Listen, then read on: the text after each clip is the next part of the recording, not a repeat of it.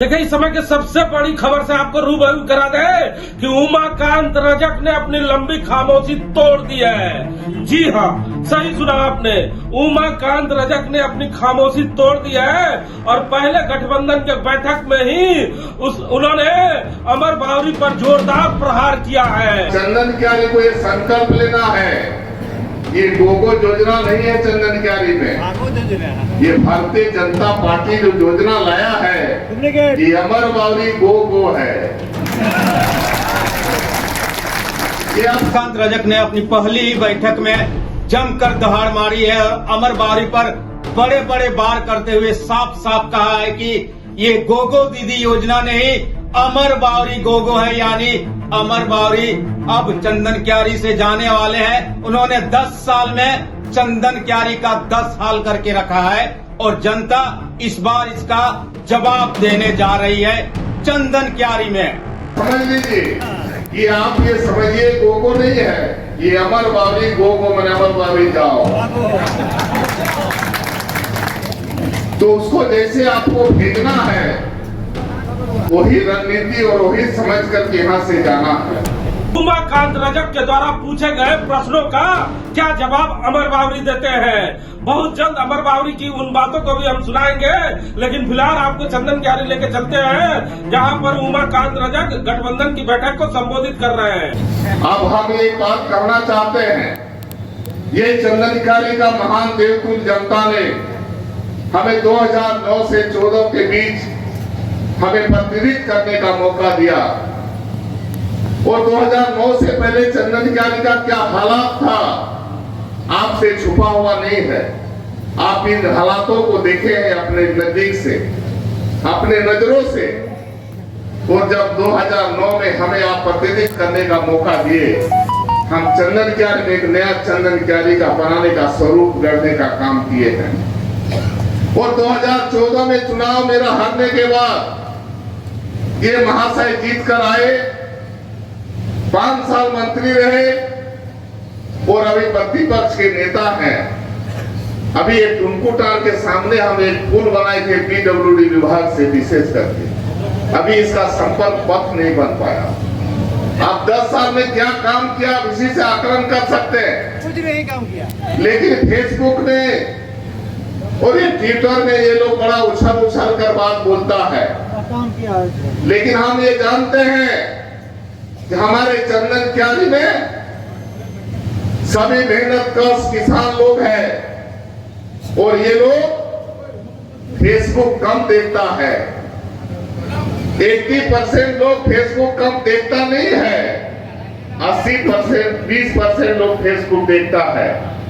और फेसबुक पे लिखने से चुनाव नहीं जीता जा सकता है।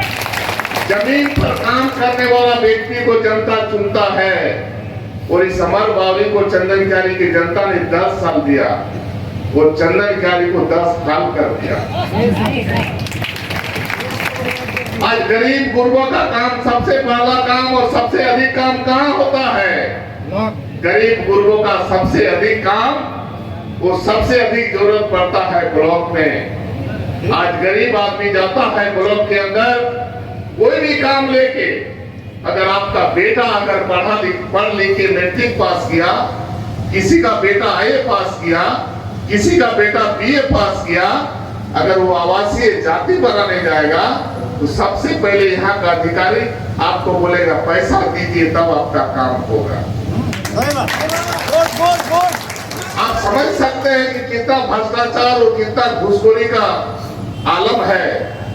और आप देखिए, हम लोग यहाँ जमीन वाले लोग हैं, सबका खेत और खलिहान है, हम लोग खेतिहर का बेटा है, हमारा जमीन है, हम रसीद कटाने जाते हैं, यही ब्लॉक में बिना पैसा का रसीद नहीं कटता है।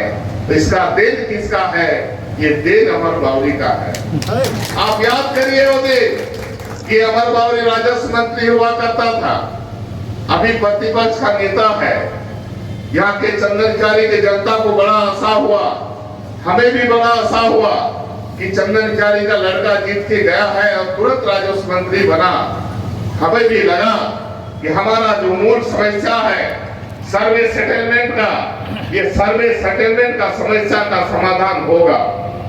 लेकिन 5 साल मंत्री रहा, 5 साल समय बीत गया, लेकिन सर्वे सेटलमेंट नहीं हुआ, न उसका विसंगति नहीं है, उसको दूर करने का कोई पहल हुआ।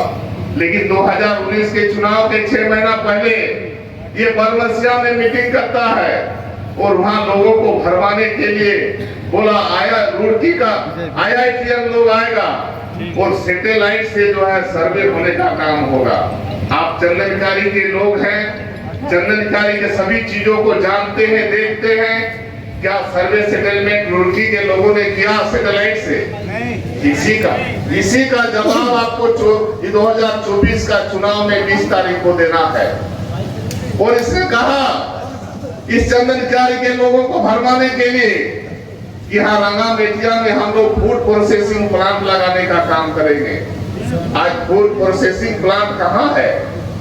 इसने कहा यहाँ पर भोजपुरी में रेल चक्का बनाने का काम करेंगे। वो रेल चक्का बनाने का कारखाना कहाँ गया? अभी के समय चुनाव में आ गया है। अभी हम यहाँ पर चंदनकारी में 3 दिन पहले कार्यालय में थे। भारतीय जनता पार्टी का एक कर्मठ जो नौजवान मेरे पास आया, वो लोग 2 आदमी मेरे पास आया, बोला दादा आचार संहिता लागी है। और ये चुनौती चंदनकारी के जनता के लिए है। आप 10 साल इस व्यक्ति के पीछे गए, चंदनकारी के लोग 10 साल में क्या हाल है आप समझ सकते हैं। आप 2009 और 14 के बीच में जो काम देखे थे, हम आपको वादा करते हैं और विश्वास दिलाते हैं कि 2024 में आप चुनाव हमको जिताने का काम करिए। चंदनकारी का तमाम आम लोग वो 2024 से 29 के बीच में एक नया चंदनकारी का